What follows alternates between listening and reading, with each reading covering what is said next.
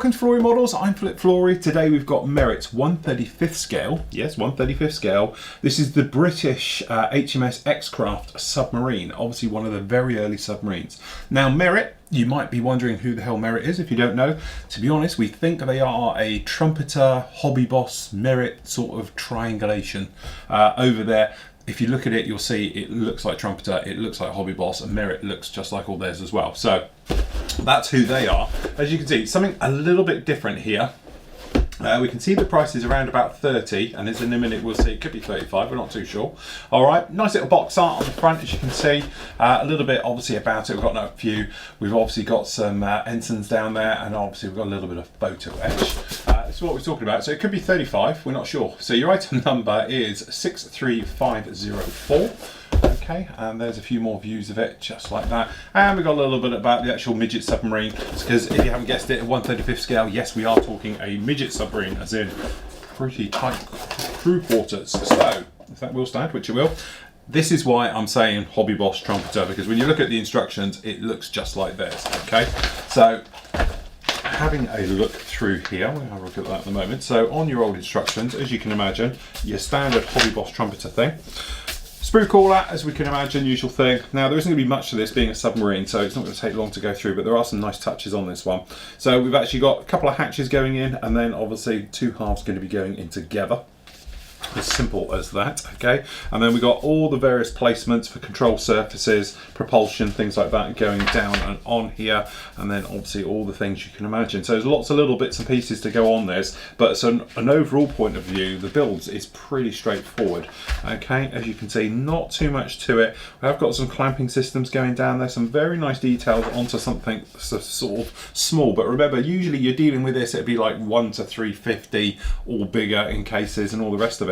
This is 1/35th, so actually the details are going to be quite big as you make your way around the entire thing. So as you can see, lots of the parts going in, the photo etch parts going in for obviously intakes and grills and things like that, and the same on the other side for the ballast tanks. And then it's just going to be a case of putting the periscope and snorkels and the various bits and pieces on this one. And we get quite a different type of display base on this one with a nice little stand, okay? So when you're done, you should end up with something looking like this, okay? Colour callouts, obviously you've got your Hobby Boss, Vallejo, Model Master, Tamiya and Humbrol. So it's really it's talking gunship grey for the overall colour, gold for periscopes and snorkels, things like that, propulsion systems. All right, so there's not actually anything to it. You're only going to need two colours on this. And then we have the actual system. So, I need my knife. Okay. So down in here, we have bag one. So as you can imagine, it is literally, this is the ballast tanks on the side, I do believe, but you have got some bolts and things like that down here. We've got some nice riveting details and bolts and things like that up here on the front section. You can see these. As I say, there's not going to be a great deal of detail to this one. This is more of an overall type of project. You could obviously detail it if you wanted to, but generally not too bad. I've got a little bit of flash here, there and everywhere on this one. It's not anything on the parts, it's just actually on the sprues more than anything else. But generally all very nicely moulded. No sign of mismould, sink marks or anything else like that. Looks to be pretty good on all of those. Okay, if we do the big bits first, you can get an idea of the scale of this thing and the reason why I haven't zoomed the camera down. Okay, because it is actually 1/35th scale, as we're saying. So for a midget sub, as you can see, this is the size you get, all right? A couple of little touches I do like about this one, just looking at it. I love this welding. Hopefully one of the cameras will get this quite nicely, but you have got some nice welding, and it's not universal. It's not like a generic weld mark. It fades in and out, it gets heavier, it gets lighter, and all the rest of it, which is actually really nice. It works very well how they've done all of this. And this welding doesn't just sort of go for these areas down here. It actually is running all the way along this. Anywhere that would have a weld mark, it would have this thing, and it does look like a weld bead put all into it. Don't forget, this is very old. I'm not exactly sure the year of this one. I might say down there somewhere. No, it hasn't actually got a year on it. Unfortunately, it would be nice to know if it did. But the actual year of operation of this one, so obviously everything is quite crude in its manufacture.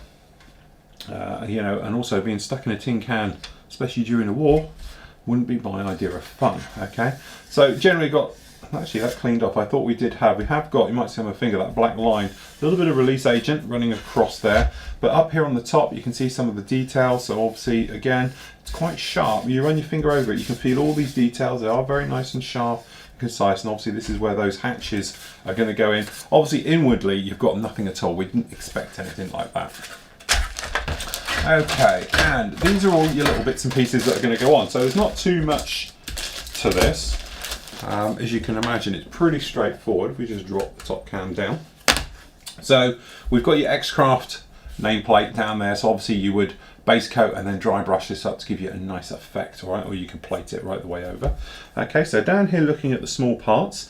So we've got no sign of flash on any of the parts, which is very nice. A couple of quite large, if we're honest, actual ejector pins onto these gates. So you can see they're quite chunky on there, but they should come away quite cleanly. What I do like to see, and you don't know if you'll be able to pick it out, you might get on here, this one on this side's countersunk.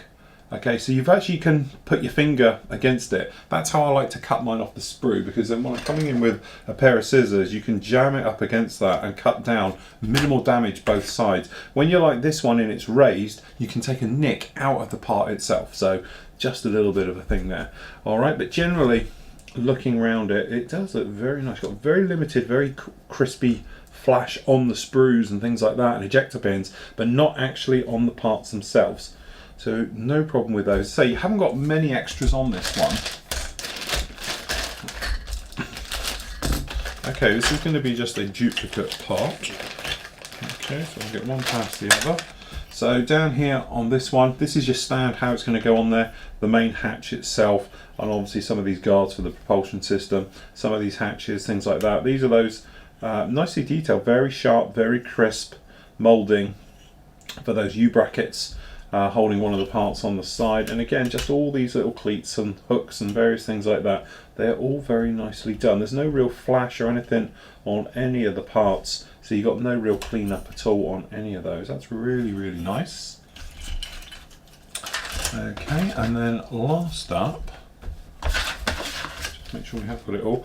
We got a little bit of photo etch. Not a lot of point getting this guy out, as you can see. So there's not much to it there, and a couple of flags. So we've got a couple of white ensigns. So we've got one blowing in the breeze and one static, okay, for however you want to display it.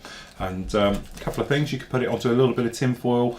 Lead out from wine bottles is great, or you can buy rolled lead, things like that.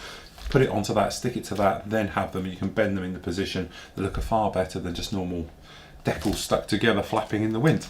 So there we go, something a little bit different. I did promise you it'd be a sort of a different show this week, but there we go. So that is the Merit 1/35 scale midget sub. So this is the HMS X-Craft submarine by Merit.